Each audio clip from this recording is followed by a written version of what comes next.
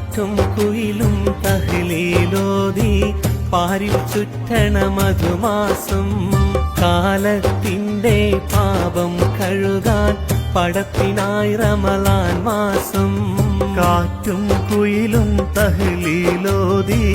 പാരിൽ ചുറ്റണ മധുമാസം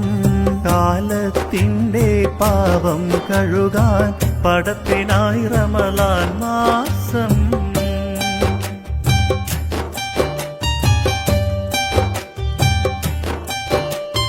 30 നാളിലെ നോമ്പിൻ പോരിഷ